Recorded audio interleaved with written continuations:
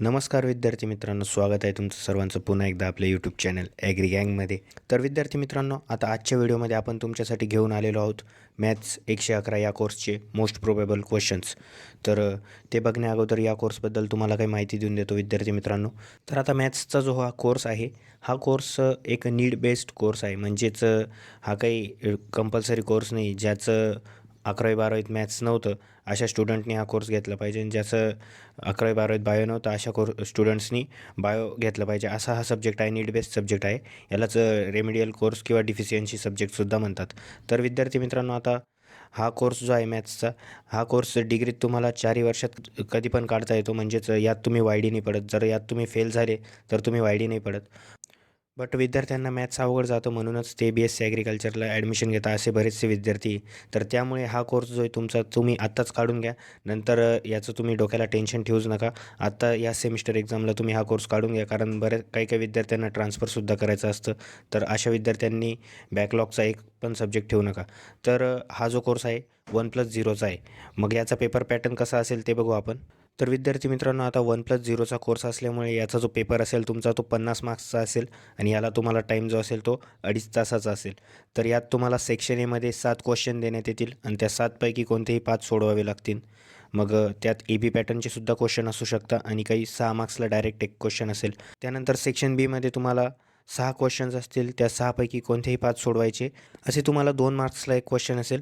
त्यानंतर सेक्शन सीमध्ये तुम्हाला 14वा जो क्वेश्चन असेल त्यात तुम्हाला 5 ऑब्जेक्टिव्ह असतील, 5 मार्क्सला एक, आणि 15वा जो क्वेश्चन असेल त्यात 10 ऑब्जेक्टिव्ह असतील, त्यात अर्ध्या मार्क्सला एक ऑब्जेक्टिव्ह असेल. तर असा तुमचा पेपरचा पॅटर्न असेल मॅथमॅटिक्स या कोर्ससाठी.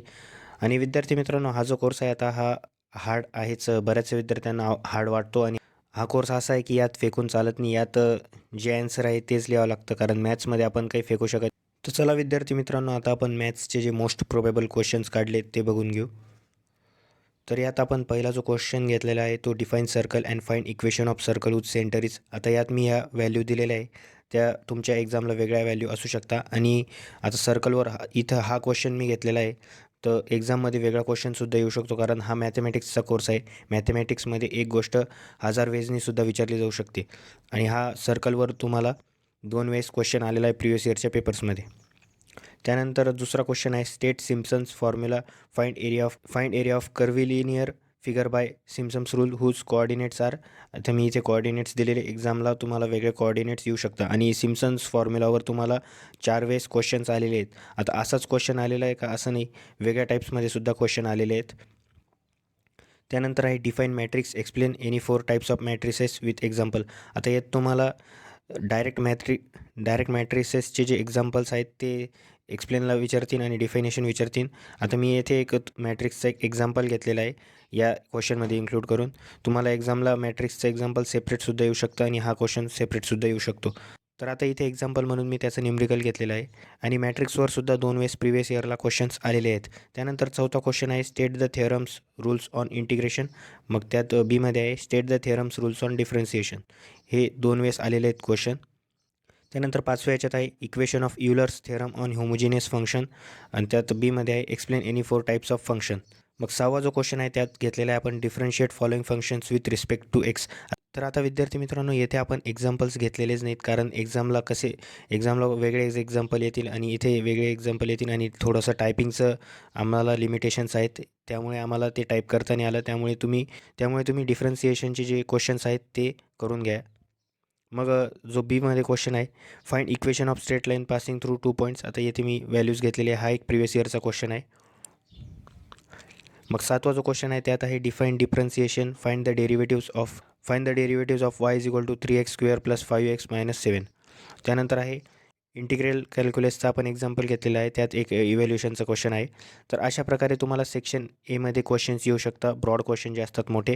आणि विद्यार्थी मित्रांनो, मोस्टली न्यूमरिकल बेस्ड जे क्वेश्चन आहे ते मी नाही घेऊ शकलो, कारण आम्हाला थोडंसं टायपिंगचं लिमिटेशन्स होतं. यात टायपिंग करताना ते अडचण होतं. तर आता तुम्ही येथे बघू शकता, हा जो क्वेश्चन आहे याची डायरेक्टच इमेज घ्यावी लागली मला, येथे टायपिंग करताना आलं ते. त्यामुळे तुम्ही ते सुद्धा क्वेश्चन्स बघून घ्या. मग आता सेक्शन बीचे आपण क्वेश्चन्स बघू विद्यार्थी मित्रांनो.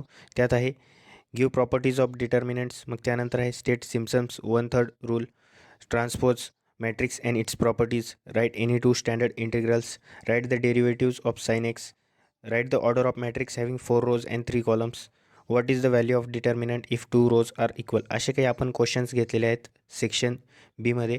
सेक्शन बीमध्ये मोस्टली तुम्हाला थेरम्स विचारले जाऊ शकतात किंवा एखादं स्टेटमेंट विचारलं जाऊ शकतं. आणि काही डेफिनेशन्स आहेत, इम्पॉर्टंट डेफिनेशन तुमच्या सिलेबस कॉपीमधनं आपण या घेतलेल्या आहेत, त्या आपण बघून घेऊ. त्यात आहे scalar matrix, derivative of functions, arithmetic progression, geometric progression, differentiation, homogeneous functions, integrals, indefinite integrals, definite integrals. तर हे काही क्वेश्चन्स होते विद्यार्थी मित्रांनो मॅथमॅटिक्स या कोर्ससाठी. तर विद्यार्थी मित्रांनो या कोर्सच्या नोट्ससुद्धा खूप कमी आहेत. तर त्या नोट्स सर्व आपण आपल्या टेलिग्राम चॅनल ॲग्रीगँगवर अपलोड केलेले आहेत. मॉडेल ॲन्सर्स, क्वेश्चन पेपर्स असो किंवा handwritten solved question papers असो, आणि ऑब्जेक्टिव्हसुद्धा आपण आपले टेलिग्राम चॅनल ॲग्रीगँगवर अपलोड केलेले आहेत. तिथून तुम्ही ते चेक करा. त्याची लिंक आपण व्हिडिओच्या डिस्क्रिप्शन आणि पिन कमेंटमध्ये दिलेली आहे. आणि ही मोस्ट प्रोबॅबलची PDF सुद्धा तुम्हाला आपल्या ॲग्रीगँग टेलिग्राम चॅनलवर मिळून जाईल.